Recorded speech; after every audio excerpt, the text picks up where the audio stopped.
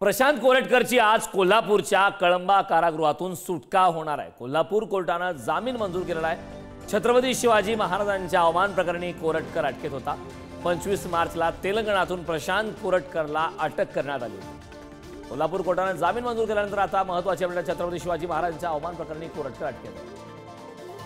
या संदर्भात ताजे अपडेट देण्यासाठी आपले प्रतिनिधी स्वप्नील पाटील आपल्या सोबत जोडलेत। स्वप्नील, महत्त्वाची अपडेट आहे, कोल्हापूर कोर्टाने जामीन मंजूर केल्यानंतर कोरटकरची आता कारागृहातून सुटका होणार आहे। काय सांगशील सविस्तर? नक्कीच करण, कोल्हापूर पोलिसांनी शिवरायांचा अपमान केल्याप्रकरणी आणि कोल्हापुरातील इतिहास अभ्यासक इंद्रजित सावंत यांना धमकी दिल्याप्रकरणी प्रशांत कोरटकर याला अटक केली होती। त्याला सुरुवातीला न्यायालयाने 5 दिवसांची पोलीस कोठडी, त्यानंतर 14 दिवसांची न्यायालयीन कोठडी सुनावली होती। न्यायालयीन कोठडीमध्ये असताना प्रशांत कोरटकर याने जामिनासाठी अर्ज केला होता, परंतु कनिष्ठ स्तर न्यायालयाने तो जामिनाचा अर्ज फेटाळला होता। त्यामुळे प्रशांत कोरटकर याने सत्र न्यायालयामध्ये जामिनासाठी अर्ज केला होता। त्यावरती सोमवारी सुनावणी पार पडली होती आणि बुधवारी सत्र न्यायालयाने त्याला जामीन देखील मंजूर केला होता। परंतु असं असलं तरी बुधवारी न्यायालयीन प्रक्रिया पूर्ण होऊ शकली नव्हती। बुधवारी सायंकाळी त्याला जामीन मंजूर करण्यात आला होता आणि जामीन मंजूर करत असताना कोल्हापूर सत्र न्यायालयाने 3 महत्त्वाच्या अटी घातल्या होत्या। यामध्ये 50,000च्या जात मुसलक्यावरती त्याची मुक्तता केली होती। तसेच ज्यावेळी तपासासाठी कोल्हापूर पोलीस कोल्हापुरात बोलवतील त्यावेळी कोल्हापुरात येण्याच्या सूचना देखील देण्यात आली होती, अशी अट देखील घातली होती।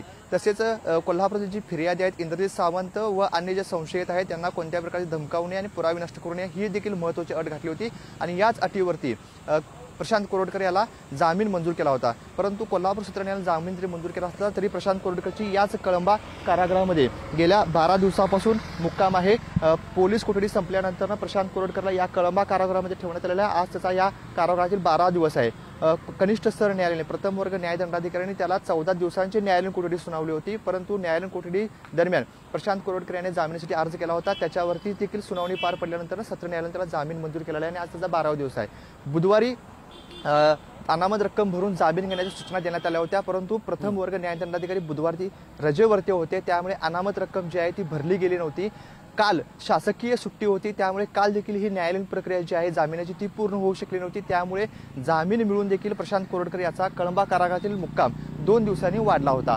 त्यानंतर आज कोल्हापूर सत्र न्यायालय सुरू झाल्यानंतर कनिष्ठ स्तर न्यायालयासमोर प्रथम वर्ग न्यायदंडाधिकारी यांच्यासमोर अनामत रक्कम जी आहे ती 50,000ची अनामत रक्कम भरली जाईल। त्यानंतर जामिनाची जी प्रक्रिया आहे ती पूर्ण केली जाईल। त्यानंतर कनिष्ठ स्तर न्यायाधीश प्रथम वर्ग न्यायदंडाधिकारी त्याला जामीन देतील।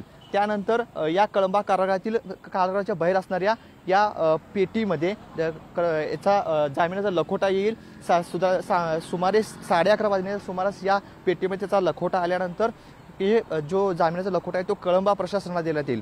त्यानंतर कळंबा प्रशासनाचे जे अधीक्षक आहेत, कारागृहाचे अधीक्षक आहेत त्यांचं आणि कनिष्ठ स्तर न्यायाधीश आहेत यांच्यासोबत संवाद साधल्यानंतर प्रशांत कोरटकर याची जामिनी सुटकेची जी प्रक्रिया ती पूर्ण केली जाईल। त्यानंतर दुपारी 12:30-1 वाजण्याच्या सुमारास याच कळंबा कारागृहातून प्रशांत कोरटकर याला त्याची सुटका केली जाईल। परंतु प्रशांत कोरटकर याला याच्या जीवाला धोका आहे, त्याच्यावरती हल्ला होऊ शकतो, त्यामुळे प्रशांत कोरटकर याला बंदोबस्त द्यावा अशी मागणी त्याच्या वकिलांनी कोल्हापूर पोलीस अधीक्षकांकडे केलेली आहे। त्यामुळे प्रशांत कोरटकर याला पोलीस बंदोबस्तामध्ये कोल्हापूर जिल्ह्याच्या बाहेर सोडण्याची देखील शक्यता आहे।